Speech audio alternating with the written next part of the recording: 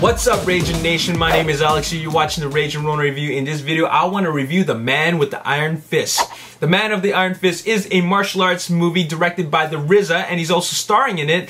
When they first announced this movie a little bit over 2.5 years ago, I was pretty excited because not only is the RZA a fan of the martial arts genre, but he's also a student of martial arts, and he knows a whole lot about the genre. I mean, he's been following it since like the 70s and the 80s. He has an extensive knowledge of all the different types of martial arts genres from Hong Kong, which includes those period costume dramas and also those old school chop socky flicks from the Shaw brothers. And with me being a huge martial arts genre fan, I got pretty excited. I've been watching martial arts movies since my dad used to take me to those nasty grindhouse cinemas in Chinatown back in the 80s. Now finally, The Man of the Iron Fist is released, and boy, I had some pretty high expectations, and I think my expectations were a little bit too high. Let's just say the movie is a bit of a mess. I can't say that this movie totally sucks.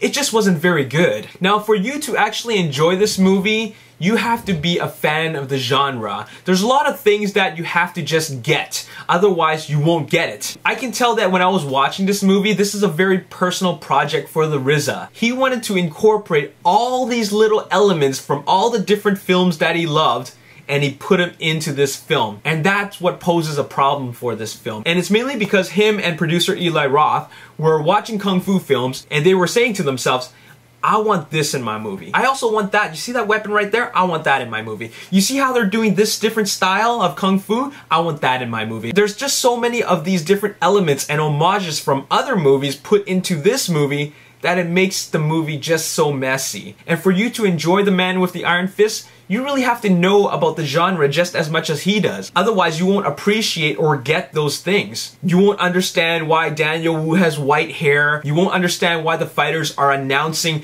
their different fist styles vocally. You also won't understand why a huge part of this movie takes place in a brothel. So essentially, this movie is the RZA's homage to the Kung Fu genre. And that is not what makes a great movie. The plot for this movie is blah. It's just blah blah blah. The main problem with this movie is not the plot. Out of all the different things that is wrong with the movie, it all comes down to the direction. The RZA directing The Man with the Iron Fists was a very personal thing for him. You can tell just because this movie was all him. He put his heart and soul into this movie, and I respect him for that. But one thing you gotta say about this movie is that it is just too ambitious. I know it is his dream project, but I think it was just too much for him to handle. And because of it, it was just a big mess. The RZA is the star of this movie. In fact, he plays the title character, but one of the problems in this film is that he's barely in it. He's only in half of the movie. The other half of the movie was led by Rick Yoon's character. It almost seems like this movie should have been directed by somebody else, because if this is going to be the directorial debut of the RZA, he shouldn't be acting in his own movie. Because he can say that he acted good because that's based on his own direction. But from another director's standpoint,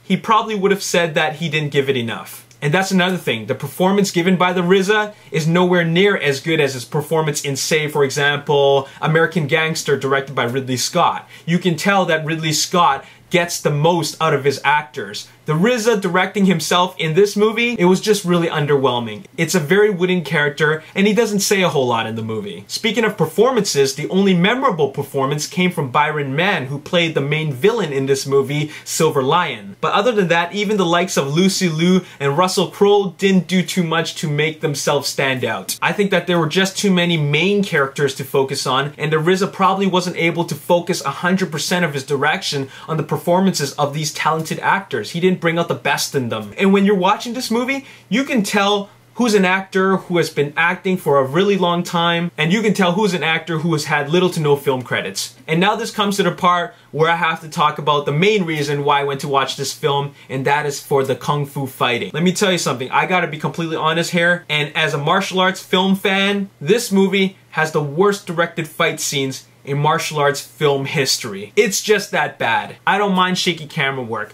I don't mind close-up shots. Hell, I don't even mind the obvious use of stunt people. But what I do mind is really poorly angled shots and really poor editing. The cinematography for the fight scenes is absolutely atrocious. I have never seen a martial arts film where you place the camera at a bad spot. Every martial arts film that I've seen has at least a director or cinematographer that understands how to shoot action. The RZA, even though he's a Kung Fu film fan, I think he should stick to being a kung fu film fan. Because when it comes down to being behind the camera, I don't think he has a clue how to shoot action. Let's say, for example, when someone's doing a butterfly kick, you don't put the camera where you just focus on his waist. And when you're editing that shot, you don't cut to the next shot until the guy who's doing the butterfly kick has landed on his 2 feet. It's just more aesthetically pleasing. It looks nicer. And when the hero is annihilating his opponent with his fists, you don't focus your camera on this spot right here. You either focus on the action, you focus on the hits, you focus on the hero's facial expressions,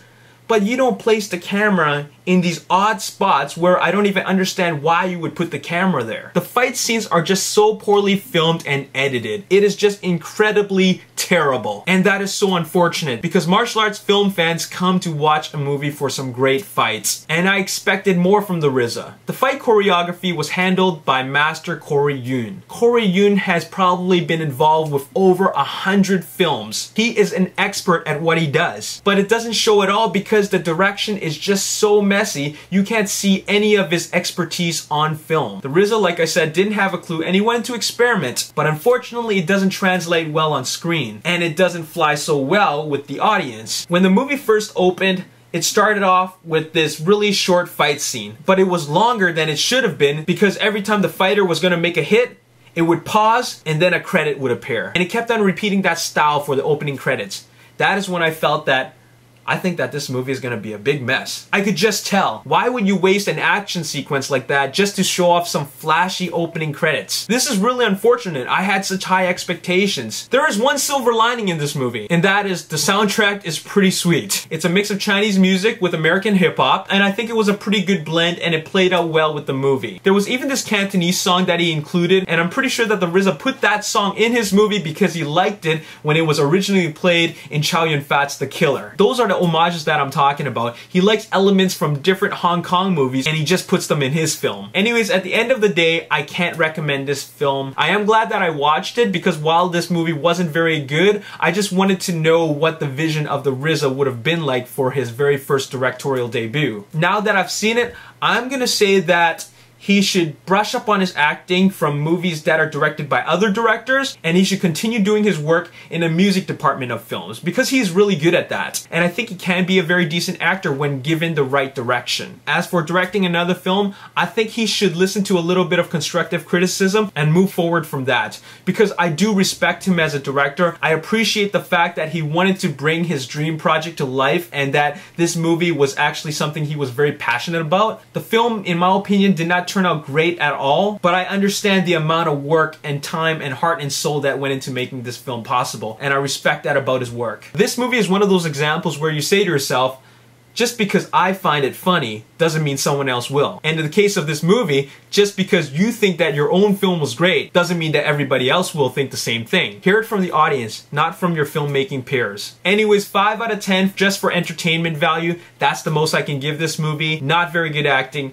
Terrible direction, fight scenes were poorly edited. Oh, and another thing, it was poorly paced. You had a whole bunch of action at the beginning of the movie to probably 1/3 of the way, and then it just slows down completely. And then you have the final fight scene, which is completely underwhelming, just as all the other fight scenes were underwhelming. 5 out of 10, can't recommend it. Go watch Kill Bill Volume 1 and 2. That's where Tarantino and the RZA collaborate well together. Oh yeah, and by the way, just to let you know, Quentin Tarantino has little to nothing to do with this production. His name is slapped on just to sell the movie and just to help out his friend, the RZA and Eli Roth. But he's nowhere in the production credits, he's nowhere in the writing credits, and he's definitely not the director of the film. He was just there to give the RZA a little bit of advice during the filmmaking process, but ultimately his name was just slapped on the opening credits just to help market the film. And that's that. Anyways, if you enjoyed this review, hit that like button. If you want to see more movie reviews, hit that subscribe button. If you want to talk about the man with the iron fists on Facebook, like the Ragin Nation Facebook page. And if you want to chat with me about this on Twitter, follow me on Twitter at Ragin Nation. My name is Alex Yu, and thanks for watching. I'll see you next time. Peace. Well, maybe not all of them, but most of them. The first thing I want to show you is, of course, the standard release of the Blu-ray. It looks like this, and it comes with the Blu-ray.